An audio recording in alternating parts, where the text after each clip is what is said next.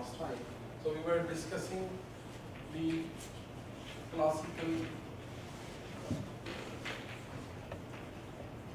area of relativity.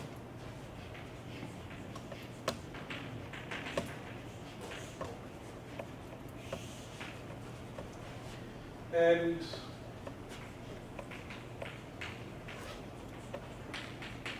the assumptions that I listed last time were 3, but in fact we only need 2 assumptions to try them.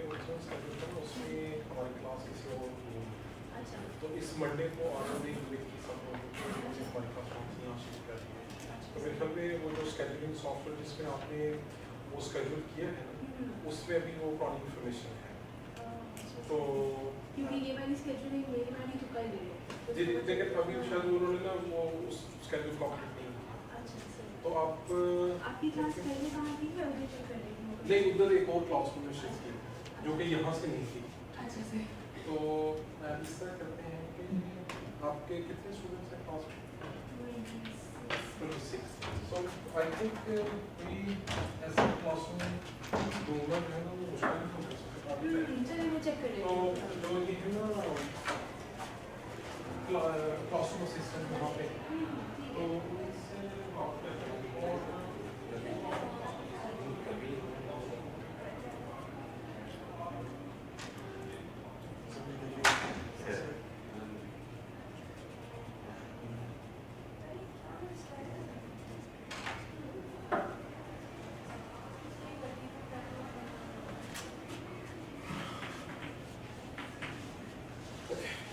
Sorry about that.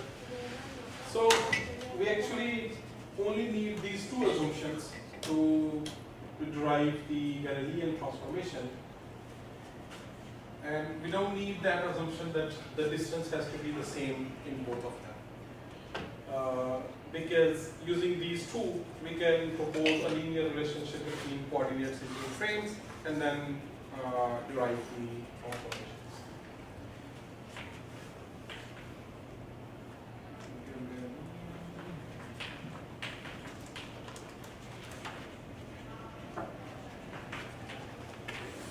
Vector form, they were like this. This is 4.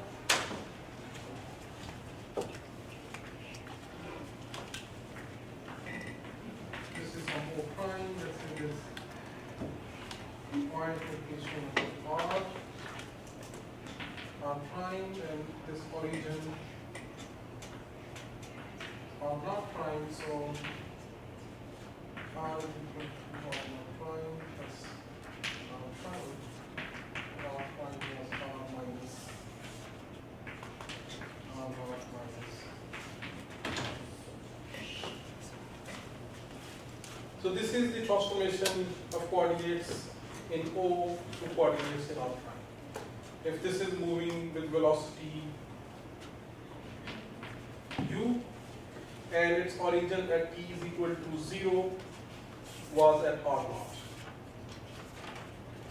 Now from this we can derive a velocity transformation law by differentiating on both sides. Now since time is the same in both coordinates, differentiation is easy because we don't have to worry if we are differentiating with respect to time in this coordinate or with respect to time in this coordinate. When we go to the special theory of relativity, we will have to worry about this thing as well. If we are differentiating with respect to time in this or that coordinate. So here, since they are both the same, so this is R minus U. So this is the velocity addition law or velocity transformation law under Galilean transformations. And we found that the accelerations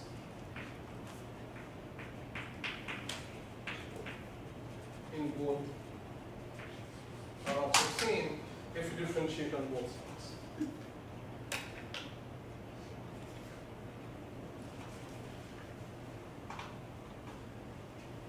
Now we'll come to its implications for ether in a few minutes, but before we do that, let me just use it to solve an example for a particular force transformation.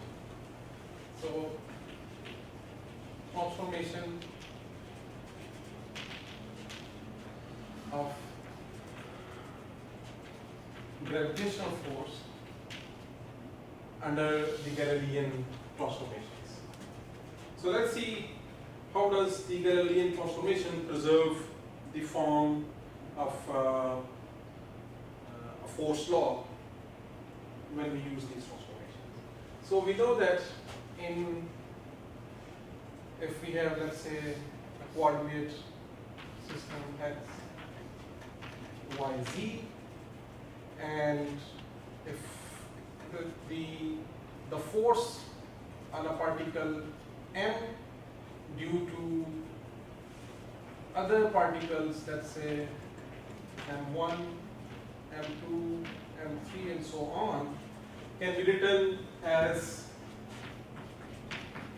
the negative of the gradient of a potential function, of a scalar potential form.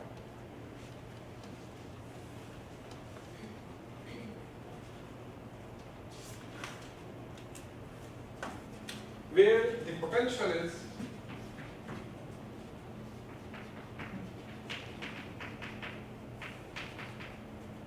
xi, yi, zi, etc.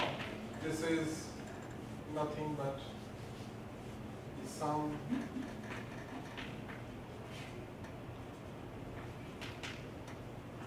over I, where Ri is the distance between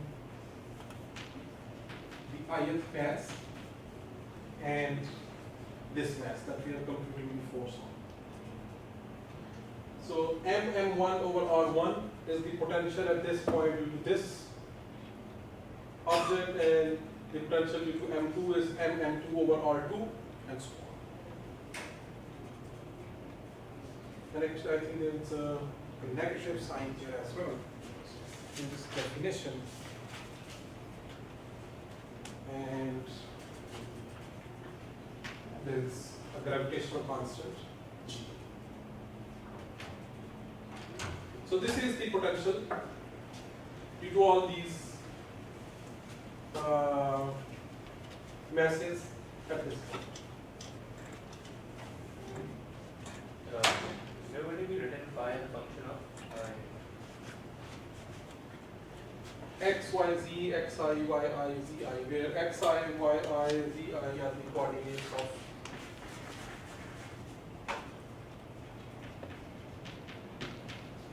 these masses. So the force is now G m del I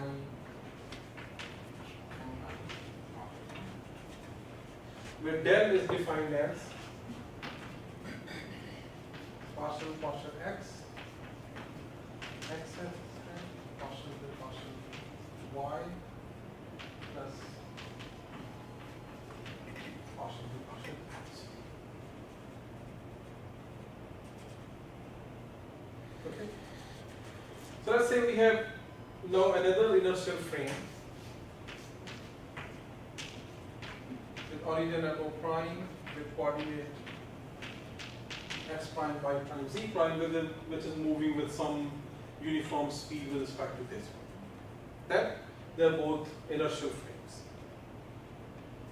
So this will measure the positions of these points like this. That M in this coordinate system, M is located at x prime, y prime, z prime, and other masses are located at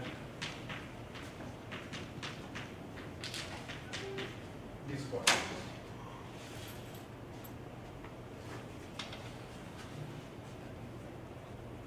Now, you see this potential only depends on the distance between the 2 points.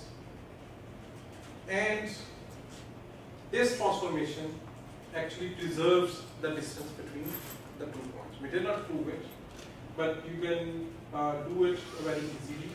If you take 2 points in, say, O prime coordinate, and of course you can find it from here. Let's say this is x1, y1, z1, and this is x2, y2, z2. So in the other coordinate system, it's x1 prime, y1 prime, z1 prime, and x2 prime, and so on. So it's when we can use invariant formulas. We are assuming this, that these are both inertial frames. So the inertial frames of the frame which are moving with uniform speeds with respect to each other. Okay. So आप अगर O में ये distance compute करना चाहते हैं तो it would be x1 minus x2 square plus y1 minus y2 square plus z1 minus z2 n square. और O prime में अगर ये distance measure करना चाहते हैं तो आपको पहले ये करना होगा कि x1 prime find करना होगा y1 prime or z1 prime using the transformations that we listed in the last lecture. The coordinate transformation. Sir, is the second prime inertial frame moving with respect to the first one? Actually, it's not easy to say that this is moving this and this is stationary. What we are saying is that if they are moving relative to each other. So you can either imagine that this is stationary and this is moving with u, or this is stationary and this is moving with respect with velocity minus u. It's the same thing. So, but we say that they are both inertial frames, and that's enough. In general, they are moving with constant velocity with respect to each other.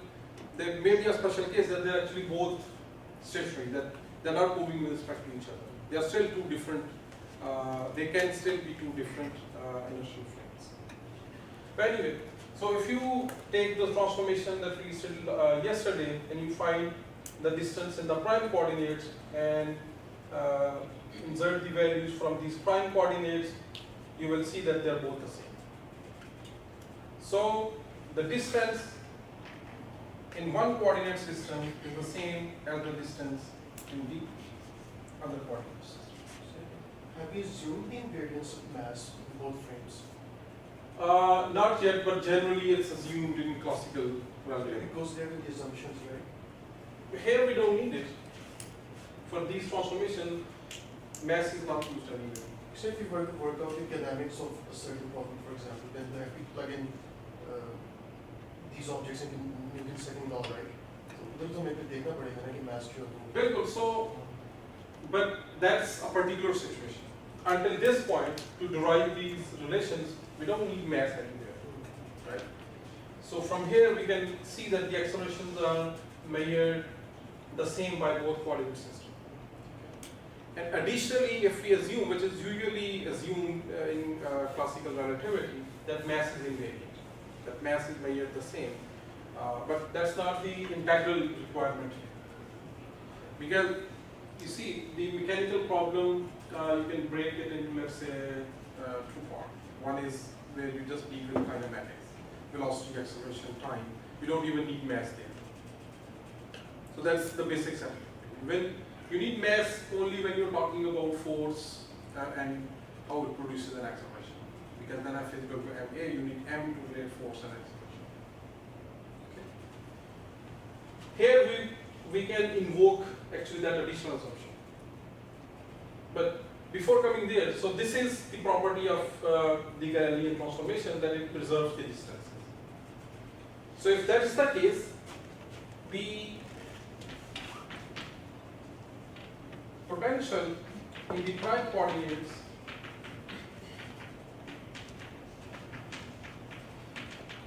is going to be the same as in unprime coordinates, because you see these Ri is going to be the same as Ri prime, क्योंकि जो इन दो points में हमें distance है वो इस coordinate system में major करें या इसमें करें, it is the same. that's actually the fundamental consequence of Galilean relativity.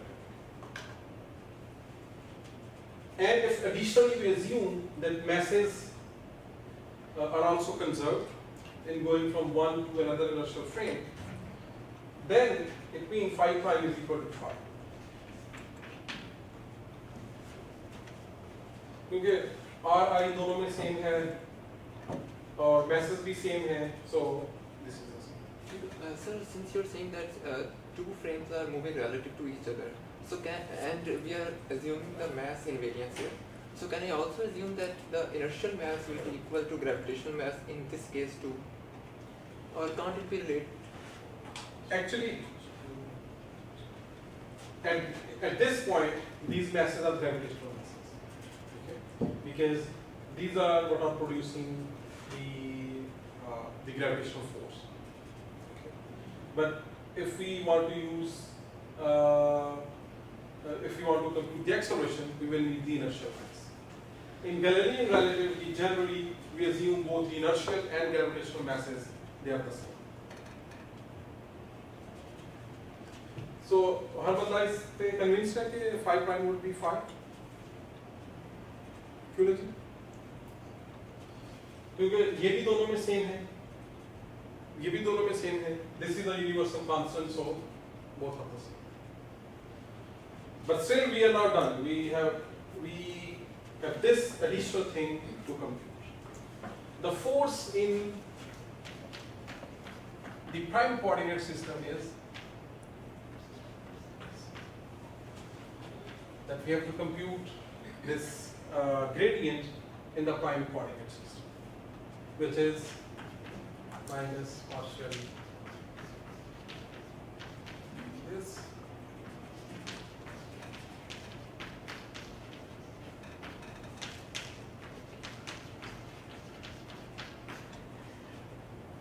partial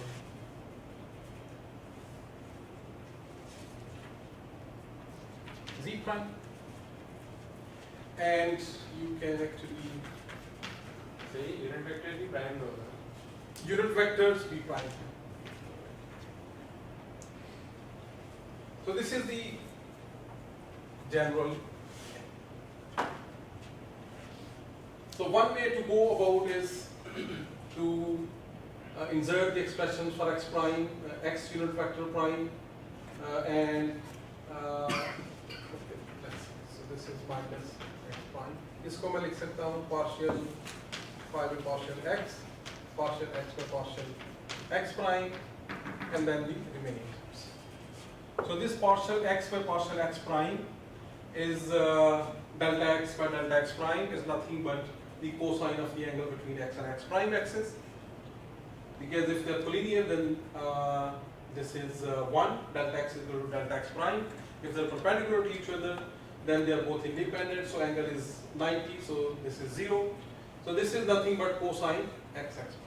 Similarly, you can substitute the expression for x unit vector prime, वो expression हमने last time लिखे थे.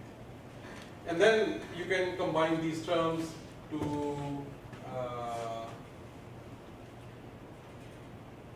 find the net force.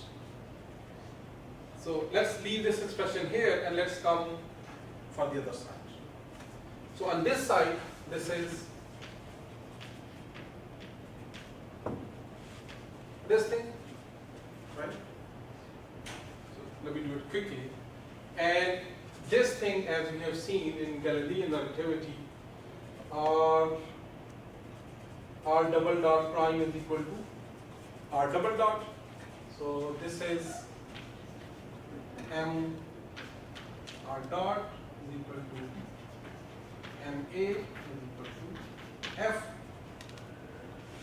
The same F, so this is equal to minus del phi. So it means the gravitational force is also equal. So basically, if masses are invariant and acceleration is the same in both systems, it means the forces are the same.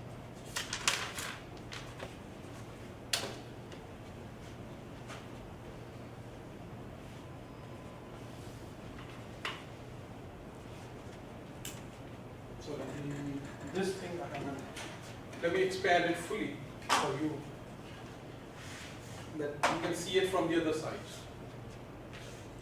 So this partial phi by partial x prime is equal to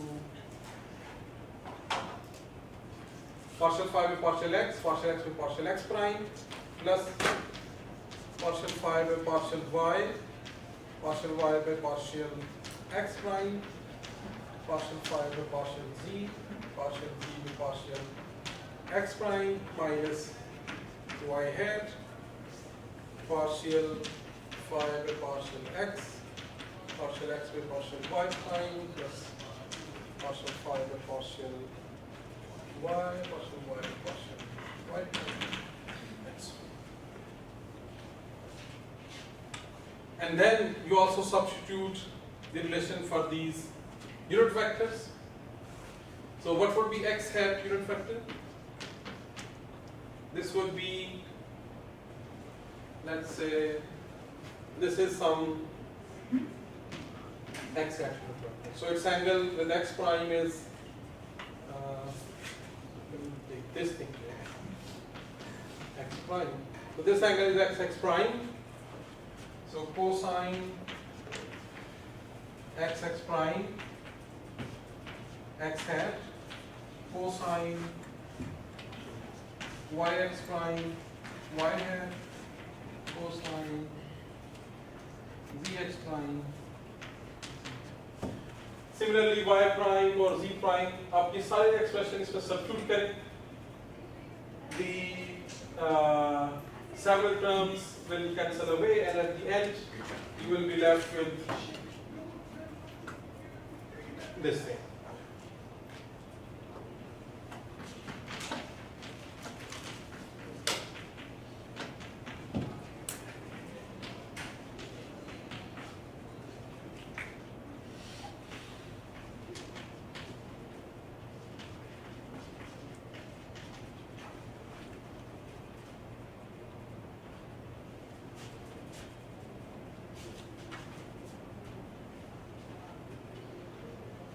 So you can see the detail in the book as well. The gravitational force transforms in such a way that the form of the force remains the same.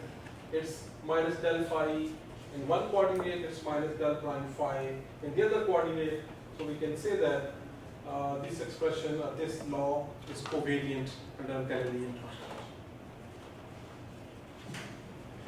So because of these things, by the end of the 19th century, the Galilean transformation was considered to be very widely applicable, with special and an everyday consequence in this form, where the velocities are added or subtracted when we have relative motion of two different coordinate systems.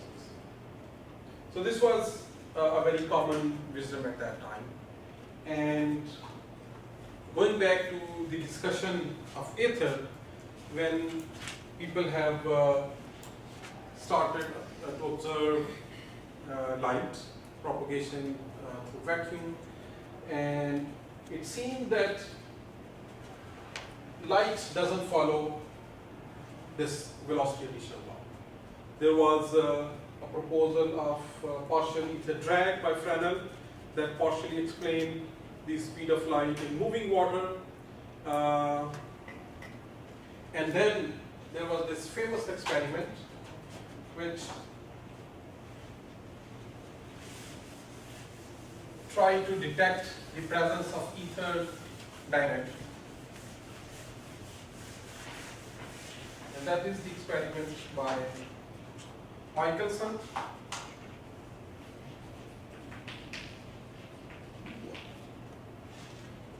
Because later on Morley also joined him to conduct these experiments. These are known as Michelson-Morley experiments. So the basic idea was this, that if, let's say, our system of measurement, the instrument on Earth is moving in ether, it's equivalently as if we are stationary and ether is moving past us with speed u. Let's say the earth is going downward, and so it means that ether is going up. So this is a river which is flowing in this direction. So the idea was this, that if you have a light source S, and if you divide the light coming out of it in two parts,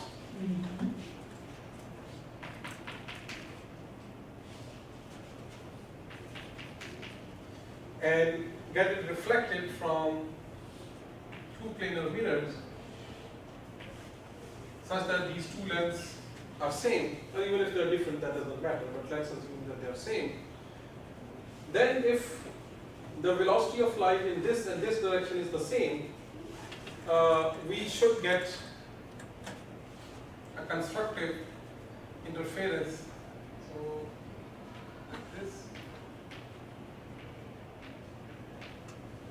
of these two beams at this point. And if the velocity of light is different, we will get a fringe shift. And actually the idea was this, since right now we are here, we can't really say if we are going this way or that way. So what we can do is construct this apparatus, put it on a turntable, and just rotate it by 90 degrees. So let's say at this point we are moving this way, and if these two velocities are different, we have some fringe pattern here. If we are rotating our apparatus like this, then this light is going this way and coming back, and this is going this way and coming back.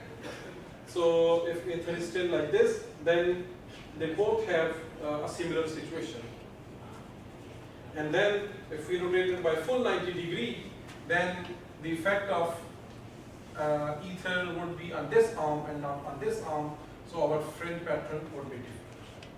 And if as we rotate by 90 degree, the fringe pattern changes, it means your velocity is dependent on your speed through ether. So ether is affecting the speed of light. And if as you rotate the apparatus, there is no change in the fringe pattern, it means the motion through ether is not affecting the speed of light. That was their basic premises. And let's see what how did they predict using Galilean relativity, and what was the result.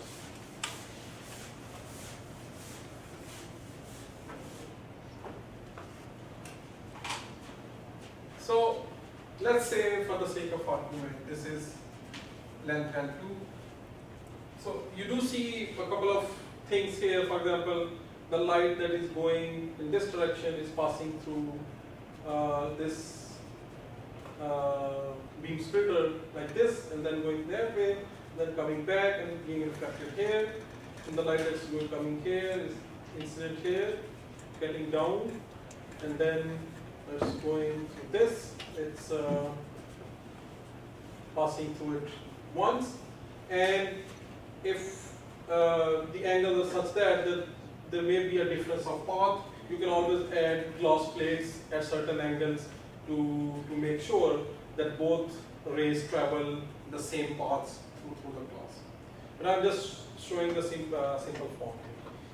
So let's say this is the distance L2 and this is distance L1, and assume that this is moving through ether in this way.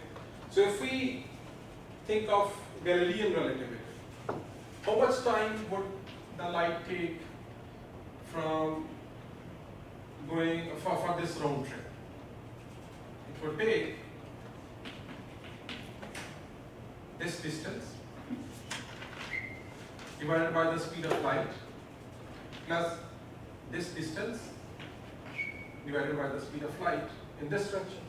And if we assume Galilean relativity, what should be the speed of light from here to here? C1 If the speed of light in stationary ether is c, and if it is going this way, so it means the effectively speed of light will increase, so it's c plus 2. Isn't the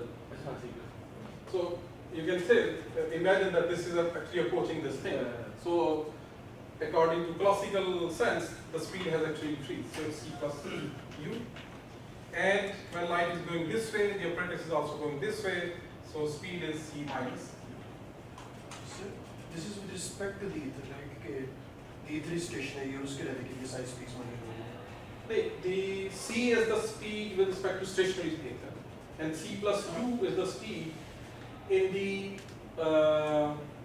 instrument frame, our frame, like in our frame, which is moving with respect to this. So that's why it's c plus u here and c minus u. So it's C minus. क्योंकि जो stationery था उसमें speed u थी, ठीक है? So if you work it around, this is c square minus u square. इसको इधर multiply करें, इसको इधर करें, add करें, तो u वाली terms cancel हो जाएंगी, we get 2c m. So this is the round trip time. So what would be the round trip time for this? You don't just compute L1 by c. Galilean relativity predicts the same speed if the path is perpendicular to the direction of motion. But we have to also be aware of this thing that when, since this is moving, the apparatus is moving this way, the situation is actually like this.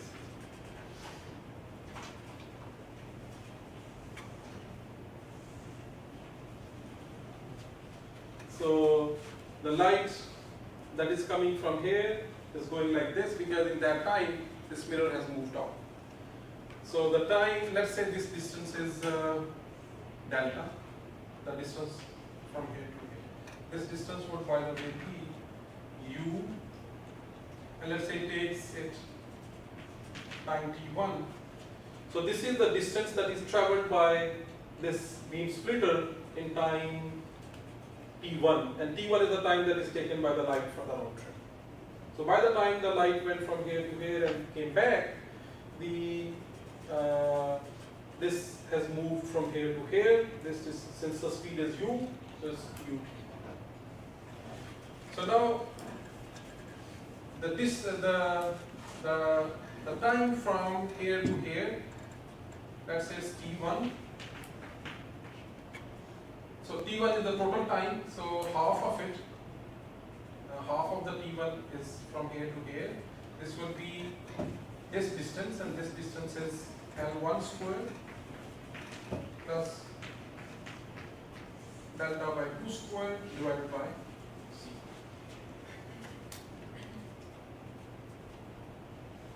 ठीक है? ये distance बनता है this square plus this square square root, and this is the time which is half of the total round trip time. तो इसका दोनों square ले लेते हैं, ये c में इधर ले रखा हूँ, c square t1 square, this is 4 L1 square, delta is u square t1 square over 4. So it will be c square t1 square 4 L1 square plus u square t1 square. इसको उधर ले आते हैं, so t1 square आ जाएगा, ये हो जाएगा c square minus u square into t1 square, so c square minus u square इधर नीचे ले आते हैं, 4L1 square over c square minus u square, so t1 is 2L1 over c square minus u square.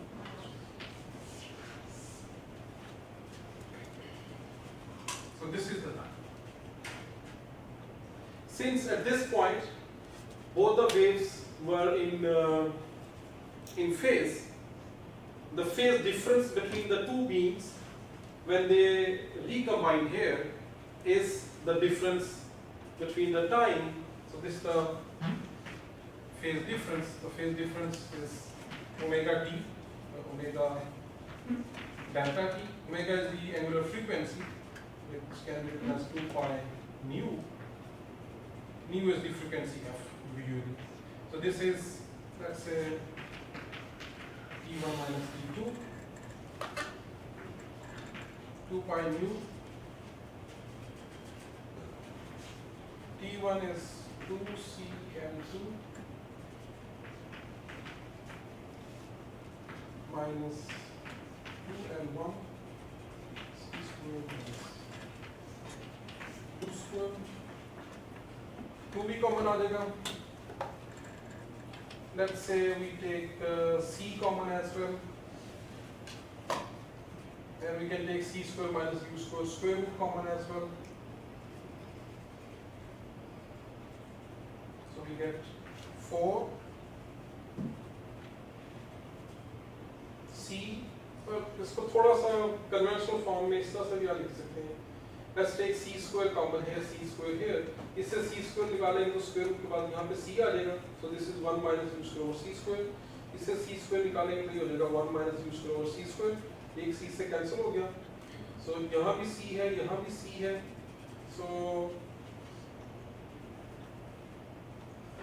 4 pi nu over c 1 minus u square over c square square root.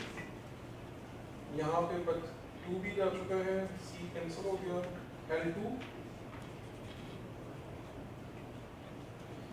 और एक square common ले लिया है 1 minus u square c square square minus यार.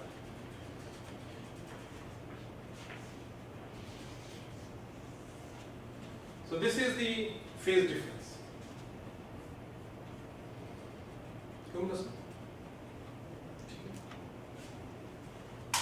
और अगर आप इस apparatus को 90 डिग्री से रोटेट कर दें तो essentially the role of L1 and L2 will be reversed and we will have the phase difference of rotated system as 4 pi nu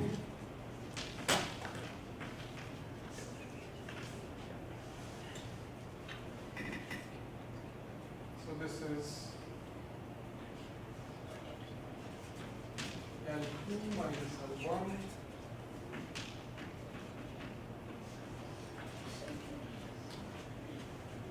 Sir, what is delta? Ji L1 square plus ये वाला delta ये delta की जगह पे u t1 लिखते हैं. So this is the phase difference when the system is rotated by 90. And what they were looking for is the fringe shape. The fringe pattern होता है वो आप यूं करके अपने जेब में बना सकते हैं.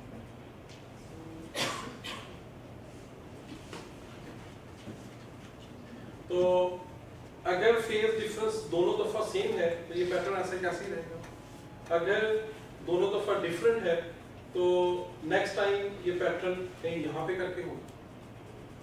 सो द पैटर्न शिफ्ट्स और शिफ्ट किस तरह से होगी. अगर तो इसमें और उसमें जो फेज डिफरेंस है वो 2 पाई का है. So one complete cycle goes from here to here. So when the difference between the two is 2 pi, then this pattern shifts by 1 fringe. और actually आप और अगर difference 4 pi का है, this will shift by 2 fringes. अगर तो आप blindly आपको रीडिंग दी जाए इस एंगल की और 90 डिग्री एंगल की तो आपको तो पता नहीं चल सकेगा कि शिफ्ट हुई है कि नहीं हुई है. blindly चलना होगा. But if you rotate it slowly, you can actually see the shift if the shift is there. maybe जैसे एक साइकिल में 2 साइकिल्स का शिफ्ट है तो वो इस वाले फॉर्मूले से इस वाले फॉर्मूले से इस वाले में कैसे शो होगा अगर एक साइकिल या 2 साइकिल्स. पहली बात ये है कि साइकिल का shift इस अकेले से पता नहीं चलेगा. ठीक है, क्योंकि ये लाइट जो है इसकी स्पेशल एक्सटेंट होती है. ठीक है, और ये हम कंप्यूट कर रहे हैं किसी एक खास रे के लिए. तो यहाँ पे पूरी स्पेशल पैटर्न आपको नजर आ रहा है. तो ये मूव कर रहा है नहीं कर रहा, we will be able to see this fringe pattern क्योंकि लाइट यहाँ से यूं डाइवर्ज कर रही है. कुछ जगहों पे इन दोनों का कंस्ट्रक्टिव इंटरफेरेंस हो रहा है, कुछ जगहों पे डिस्ट्रक्टिव हो रहा है. But whatever it is for one reference point it's like this और बाकी के लिए भी पीरियोडिक है. लेकिन ये अगर उससे डिफरेंट है तो जब हम इसको रोटेट करेंगे ये जो फ्रिंज है पैटर्न ये शिफ्ट होगा. और इनका इतना sensitive इन्होंने ये apparatus बनाया था because you can put a diverging lens here and put it on a photographic plate that they was able to measure I think 1/100th of a single fringe. अगर एक fringe ये 1/100th of a fringe भी हल्की सी shift हुई है, they were able to measure it. It was so sensitive. So very small speeds जो है वो भी वो measure कर सकते हैं. Anyway, so the fringe, the number of fringes is nothing but this, the difference by 2 pi, and you can get the formula. I'm not even going to write it. The point is, the experiment predicted that it should be something. क्योंकि अगर आप इसको चलिए हम लिख ही लेते हैं. इसमें से उसको माइनस करें तो 4 pi nu c1 minus u square, ये तो कॉमन ही आ जाएगा. और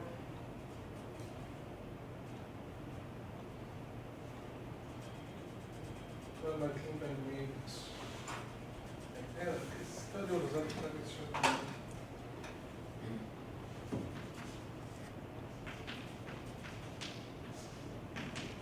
be written like this.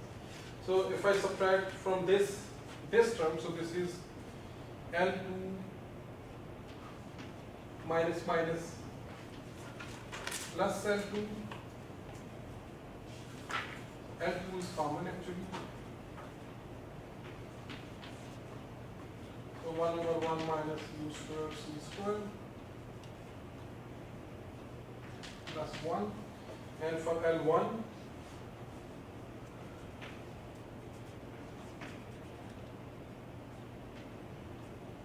1 plus 1 over 1 minus. Let me just see the second result. It was same thing.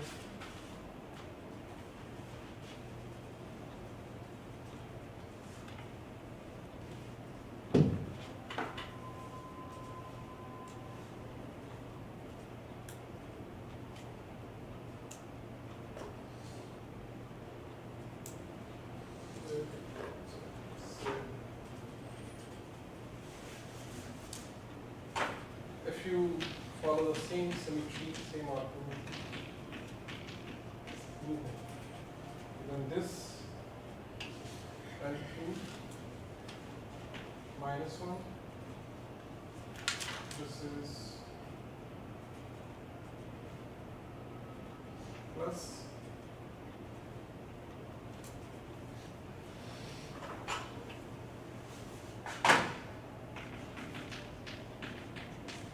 yes, no. Well, you can work around these things. So there is some factor into L1 plus L. और अगर आप U put करें जो speed of earth है in ether, the speed that we know, it has a rotational speed, और plus new slide की frequency है जो वो use कर रहे थे, I think it was yellow light. So उसकी frequency put करें c speed of light, it comes out to around I think not this thing, but ये सारा मिला के जो length भी उन्होंने रखी थी about a few meters, it was all around 0.2.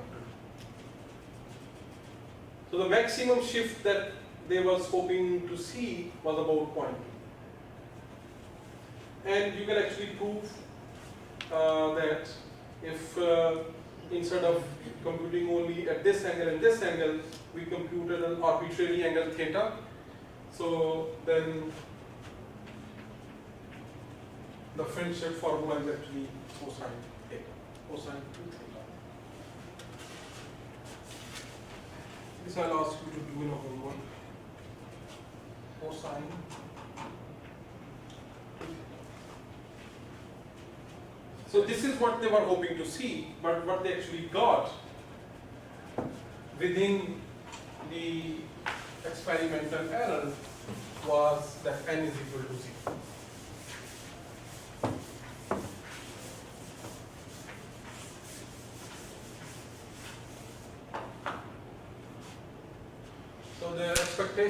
was this, that as they change their angle from 0 to 180, the fringe should shift by this, but with an amplitude 0.2. That up to 90 degree it should shift in this way, और जब 90 degree से आप मज़ीद आगे shift करें तो उसको वापस shift होना चाहिए, because after 180 it's symmetric, क्योंकि नीचे वाला arm ऊपर होगा और left वाला right वाला arm left पे होगा, which is the same. लेकिन जो उनको result मिले, they were like this. और different angle पे जो किया, something like this. अगर वो कुछ यूं भी होते ना, let's say like this, that there is some correlation even though a shift कम है, you could try to explain it, maybe the ether is not dragging fully but only partially with it, that this formula is not C plus U but some C plus U into factor. अगर इस तरह का भी होता, but it wasn't even like this in shape. So it seemed to be random. So which means that these small shifts that they are seeing is because of the experimental errors. Because you see the shift that they have to measure is very small, even though it's not that small. So they announce that the speed of light is independent of motion through ether. So this was somewhere around 1890s. Not many people, by the way, accepted it initially. There was refinement of this experiment to really make sure that if the experiment was done right, and several other experiments were done, and they all concluded that speed of light is independent of the speed of the instrument through ether. So several people were skeptical, except Lorentz, who quickly accepted it to be a true result, that he said it's null. And what he did, he said he hypothesized what is known as Lorentz contraction hypothesis. But actually, one other person, Fitzgerald, has not done detailed derivations, but he has hypothesized the same thing, that the lengths contract when something moves in ether. That was a simple idea. If you are moving along the ether, the length along your speed is going to contract. And by what amount? He chose it to so that it precisely makes this thing to zero. That your L goes to L into 1 minus U square over. Now you see, if we use this hypothesis, we now see why it should be 0. If this L2, okay, is motion along L2, so L2 should contract by L2 into 1 minus U square over C square.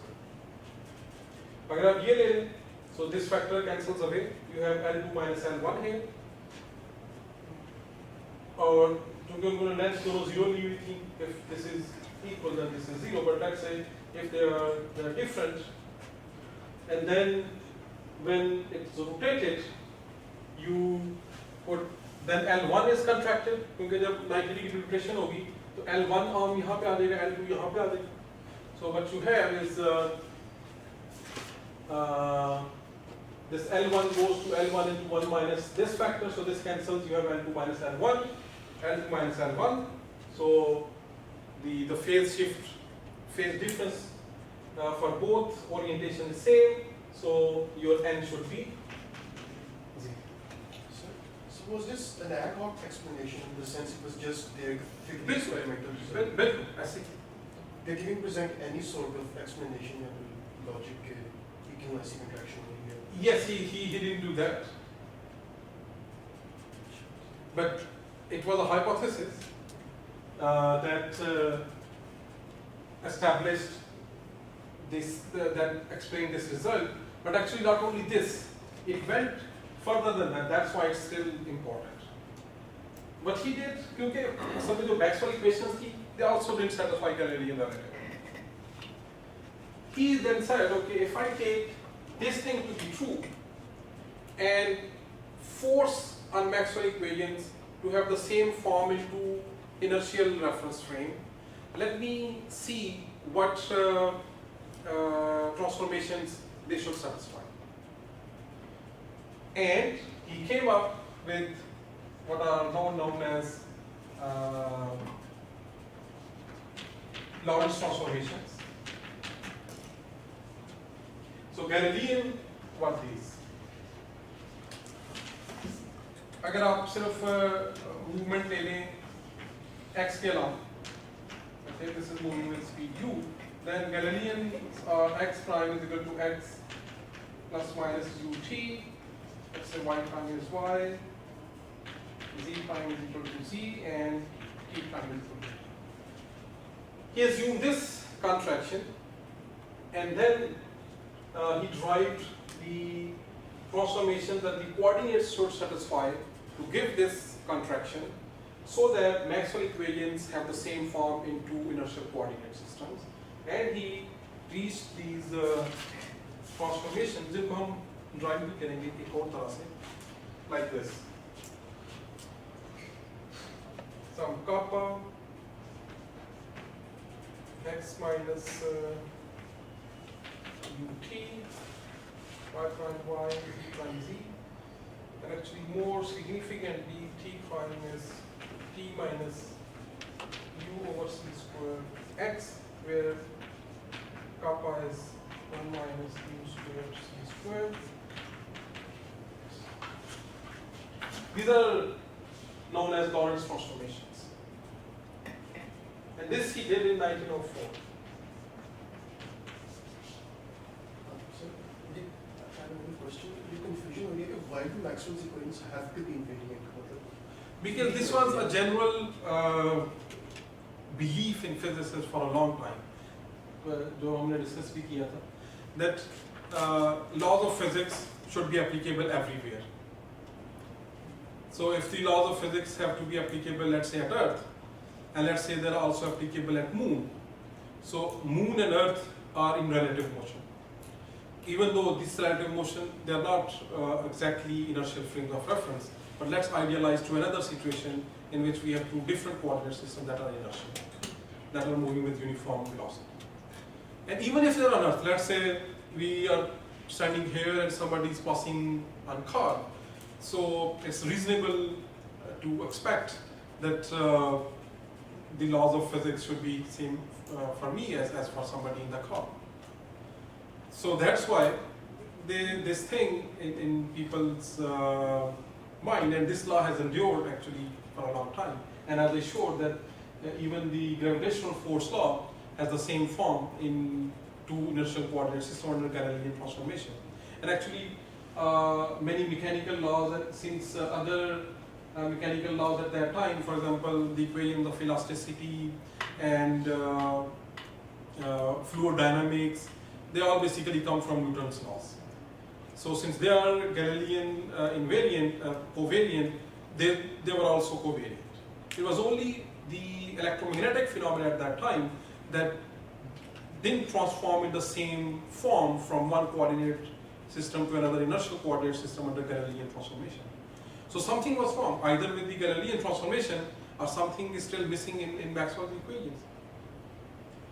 So, since this, you see, by 1904, Maxwell's equations have had great success because they were able to explain electromagnetic waves and light, and people were using radios and everything based on these equations. So there was strong reason to believe that Maxwell equations are correct and perhaps Galilean transformations are not right. So that's why Lorentz was ingenious enough to see why other people were debating still until about 1930s, not just 1905, because when 1905 Einstein gave his theory, it wasn't like this, okay, everybody in the world started believing in that theory. It doesn't happen. So for several years people were trying to come up with other theories like emission theories, to somehow explain the null results and preserve the Galilean transformations as well. But Lorentz, he said, I can explain these results if we assume this length contraction. It's just an ad hoc hypothesis. But under this contraction, he was able to drive these transformations that preserve the form of Maxwell equations from one inertial frame to another inertial frame. And these are, as you can see, are remarkably different from these Galilean equations, under which Maxwell equations are not covariant because they don't preserve their form.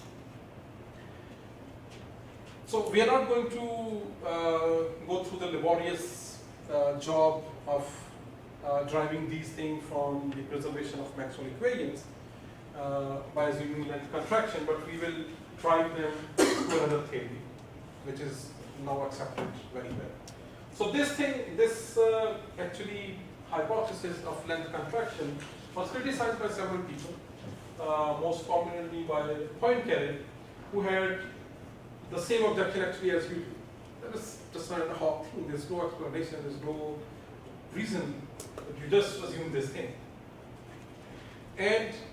But there are other people who quickly tried to prove it, to let's see if this hypothesis is true or not. And for that, they actually devised this modification of this experiment as again. So these people were their names.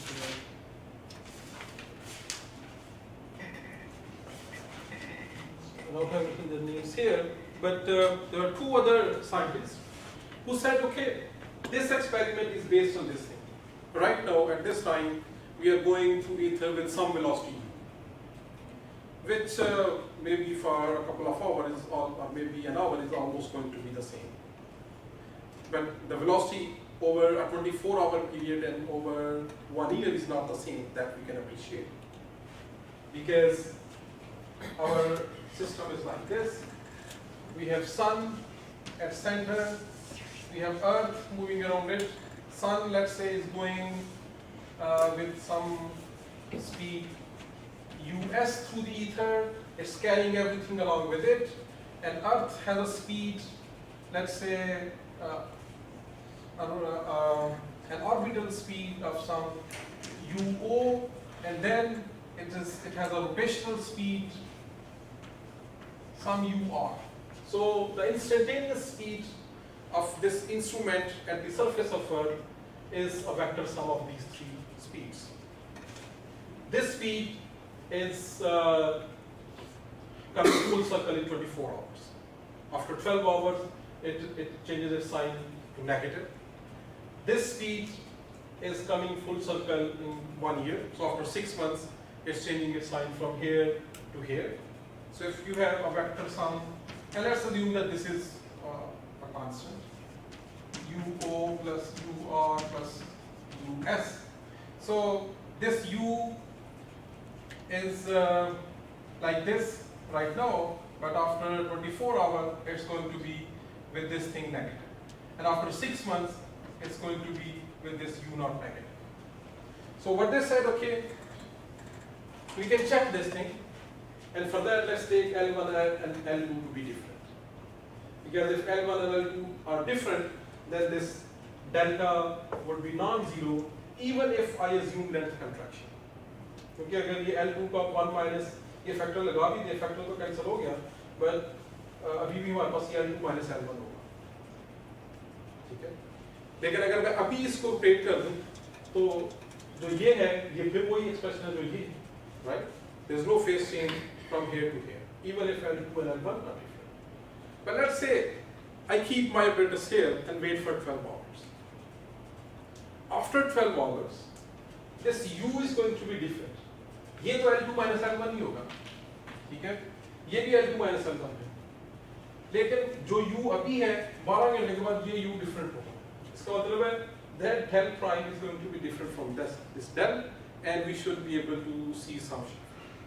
अगर कि ये shift जो ये point 2 वो ढूंढ रहे थे ना Michelson-Morley, उससे काफी कम है क्योंकि change in velocity is quite small. But they have improved the sensitivity of their experiment to detect about 1/1000th of a shift. And they tried to increase the difference between length as much as they could. So anyway, and then they waited for 6 months. आप वो data लेके photographic page पे images बना के पास रख लेते हैं. After 6 months, your speed is going to be considerably different from your speed today, because this u will now have this minus u naught, and you can actually wait another 12 hours, and so these minus, so this speed is quite different from that speed, so your del prime should be quite different from that. But they also obtained the null result. So they prove that when something is moving through the ether, its length in its own reference frame doesn't contract. So the hypothesis was disproved, but the transformations endured because later on Einstein, actually just after 1 year, Einstein derived them from the hypothesis. And you now see how theories develop. Einstein had something to check his things for. Because when he derived, he had two hypotheses. Let's actually go to these. So after these rebuttal, there were actually several other contender theories. But we are going to discuss Einstein's theory because it was proved correct by several experiments and explained a lot of things. And his hypothesis was this, which is actually very radical at that time. First of all, he believed also in relativity, as did Lorentz and Galileo and Newton and all other before him. That laws of physics, so in layman term, it means laws of physics should be applicable everywhere and for all time, but in more jargon-filled term, laws of physics have the same form. In all inertial fields. But additional assumption that he made was this, that speed of light is constant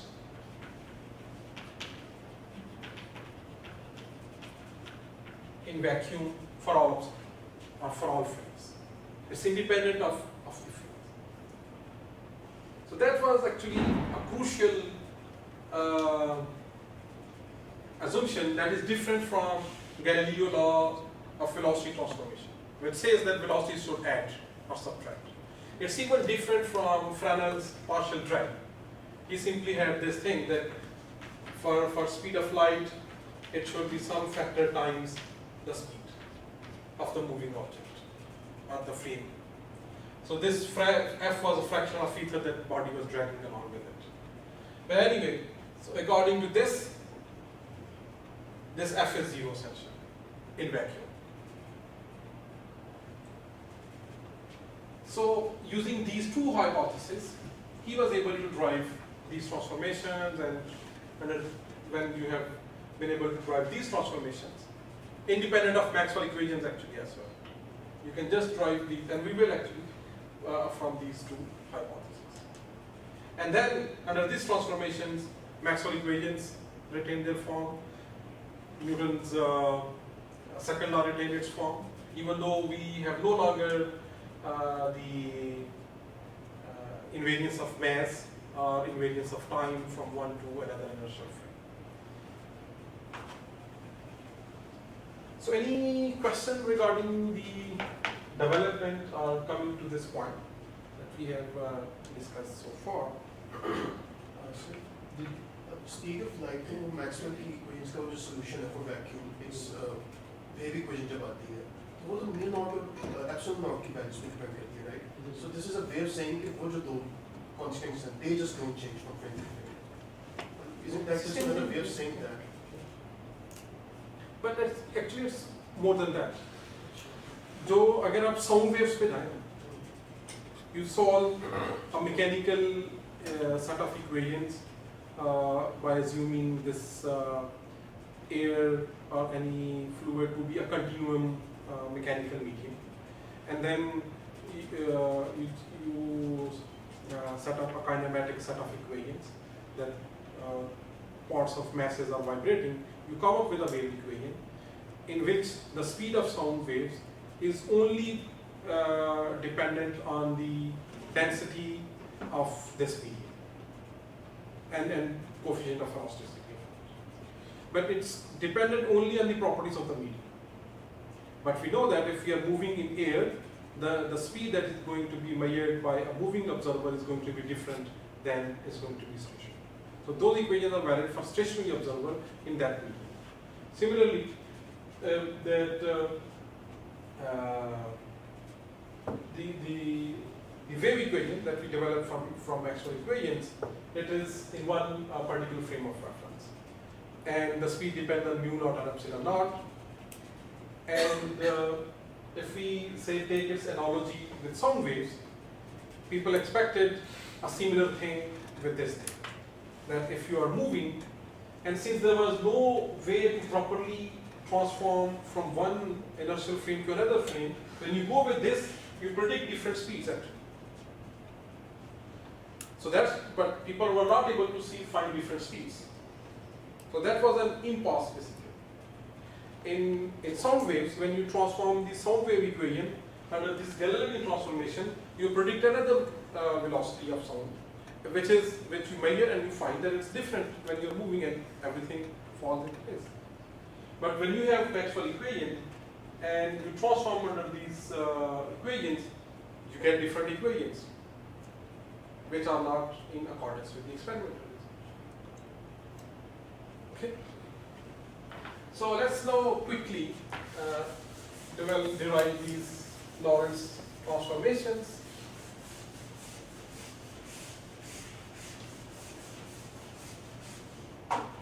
And you will see how these two postulates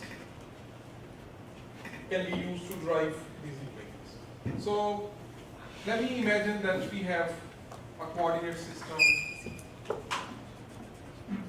x, y, and z, and other things.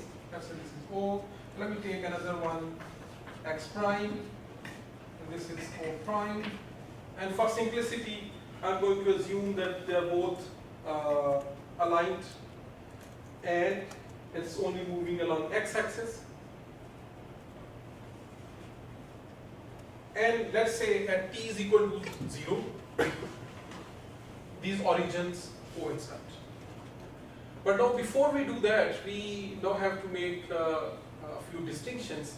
And that is, let's say in this coordinate system, we have spatial points, which of course has x, y, z as triplet. But at each point, we also have, you can say, a clock, which reads time t. And when we have another inertial frame, we are not going to assume that the time at these spatial points is same as this one. We are going to start with general time. Okay. And this is fine with these two postulates. We will see that when the Galilean transformations can come out of this thing. But to begin with, let's say we have different spatial coordinates and different time coordinates in these two coordinate systems. Now let's say at t is equal to t prime is equal to 0, these origins coincide. And this one is moving with velocity u along x-axis. And at that coincidence point, there was some flash of light that originated from it. So in this coordinate system, after some time t, that flash would have come to this point. So what this is going to see? This will see that the distance that is traveled by this flash from origin to this xyz point should be equal to what? Should be equal to the speed into time. So it should be equal to the CT square, the distance that you come. Now what should this observer determine? It should determine that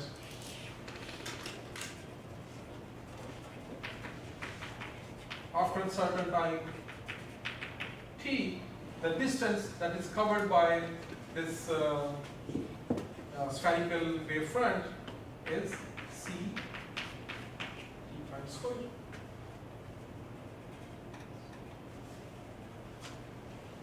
Now you see the difference between the Galilean way of doing things and in relativity, special thing in relativity. The difference is that the speed of light is same in both. It's c here, it's c here. And everything else we have let it to be what it can be. It's general. If we would have been in Galilean domain, what we would have done? We would say, okay, time is same in both of them. Okay, so this is t, this is t. X, Y, Z can be different in both, that's fine. So since this is moving, but what we will say when we are arguing something like this, कि इस coordinate system में ये velocity c से move कर रही है light. आप फर्ज करें ये point x axis पे ले लें जरा आसानी के लिए. तो ये होगी speed c, तो ये distance जो है x is equal to c. और जब हम इसमें बात करेंगे कि यहाँ पे जो flash हुआ था यहाँ पे आया है, so with respect to this, let's say we have some speed c prime. If we don't know what speed is, if we want to drive the velocity distribution down, but we are going to keep the time the same. So this restriction of the same time in both frames is actually what leads to the Galilean transformation. Because the velocities are going to be different. Because this is definitely different. So this second postulate is what makes this thing distinctive, and that postulate of t prime is equal to t goes away from the modern theory of relativity. Now from this we can drive these transformations, and since we are assuming motion only along x-axis, it's reasonable to assume y prime is equal to y and z prime is equal to z. Since there is no motion along y and z, these axes are actually aligned permanently and they are together at all times. So the only thing that is changing is x. So let me take y prime is equal to y and z prime is equal to z. आप in general भी वैसे इसको solve कर सकते हैं, no problem. We come to the similar equations. अगर आप ये velocity दे लेंगे तीनों axes move करें. But let's stick with this. And now let's assume that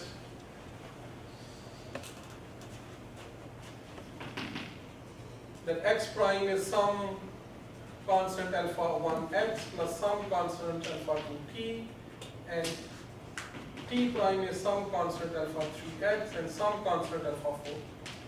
And we have to find these constants.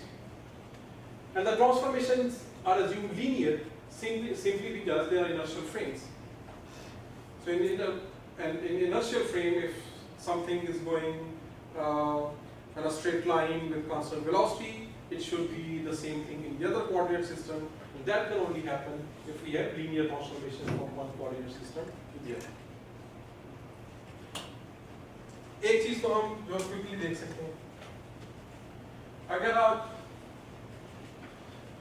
जो ये coordinate system है, इसका origin का behavior देखें with respect to this coordinate system, तो ये जो x prime 0 point है, ये move करता x axis के along move कर रहा है, and at some time t it is at x in this coordinate system, which means that the x prime is equal to 0 point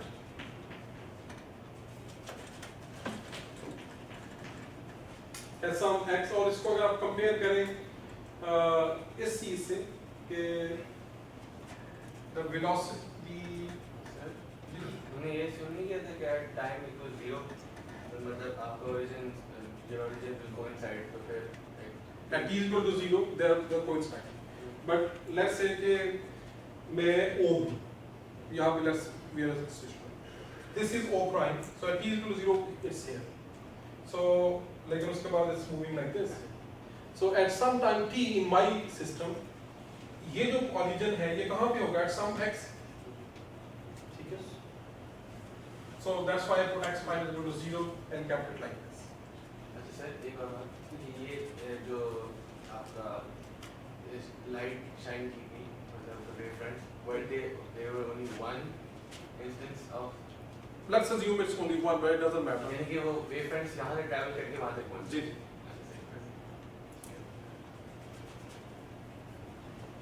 So let me do it next time. Okay, this is important. अच्छा जाने से पहले एक